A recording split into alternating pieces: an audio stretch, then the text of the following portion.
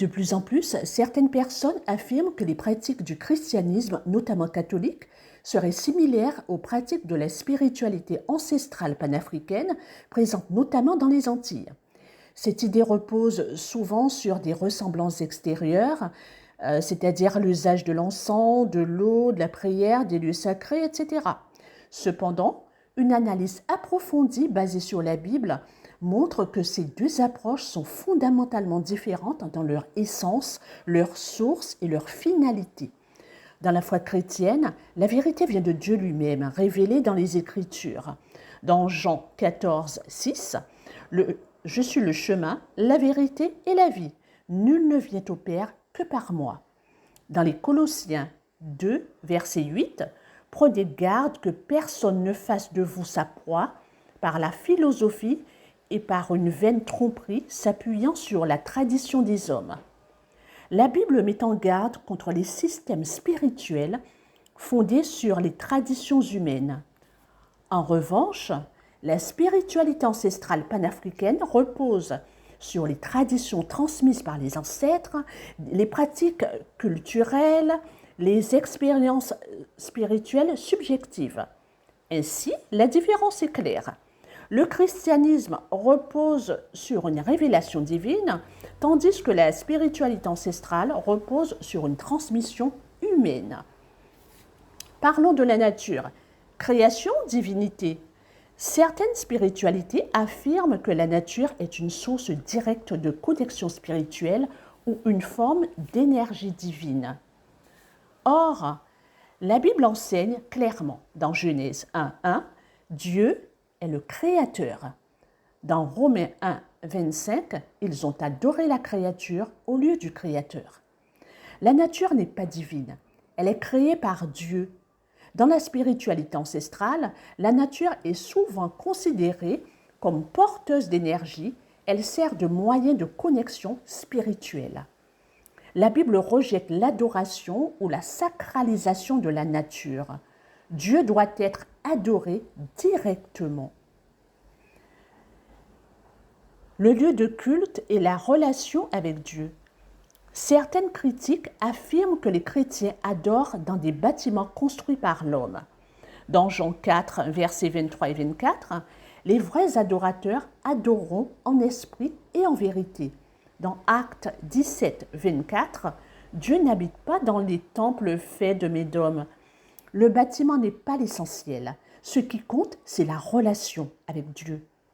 La spiritualité ancestrale attribue un caractère sacré au lieu naturel et lie la connexion spirituelle à l'espace.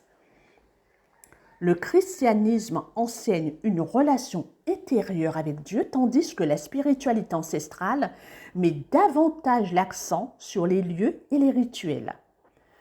Donc parlons de rituels, eau, purification et sorcellerie.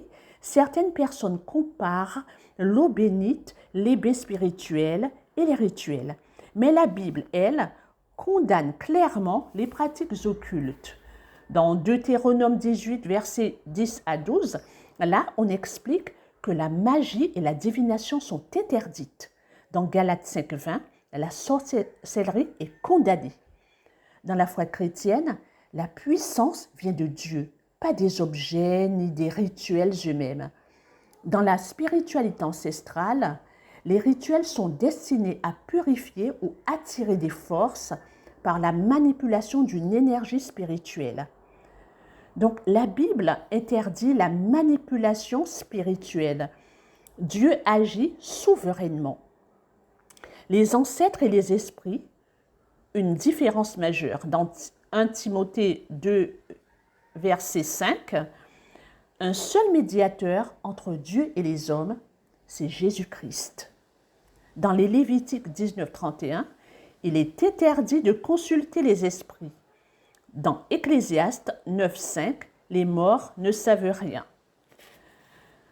Dans la Bible, aucun contact avec les morts, aucun rôle spirituel des ancêtres.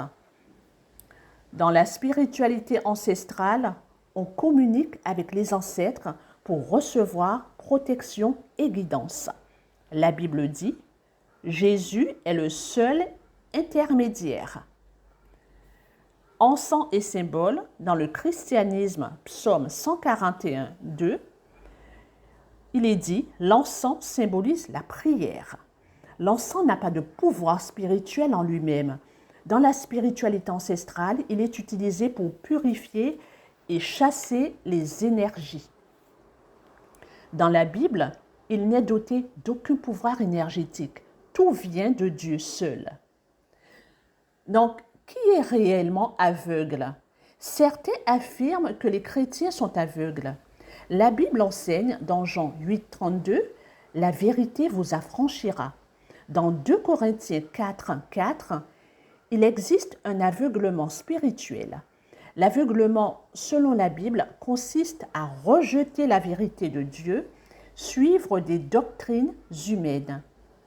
Donc, même si certaines pratiques peuvent sembler similaires extérieurement, avec l'encens, l'eau, la prière, la ressemblance est uniquement superficielle. Les différences fondamentales sont claires. Le christianisme repose sur Dieu et Jésus-Christ uniquement. La spiritualité ancestrale repose sur les ancêtres, les esprits et les énergies. La Bible interdit explicitement plusieurs pratiques présentes dans ces spiritualités. Ainsi, affirmer que c'est la même chose est incorrect.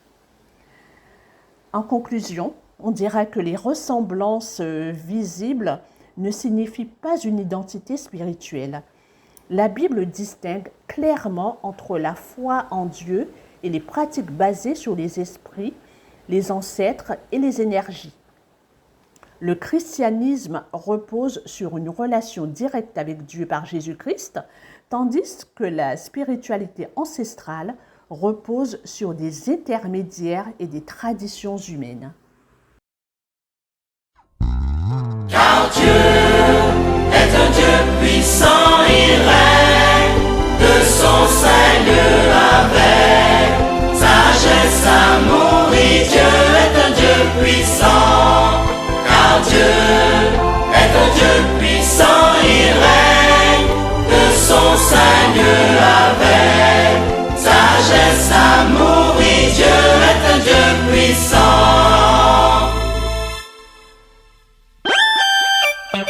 Alléluia!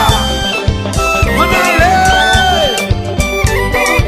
Puissant, puissant, puissant! L'Éternel est puissant! Puissant, puissant, puissant! Jésus-Christ tout puissant! Puissant, puissant,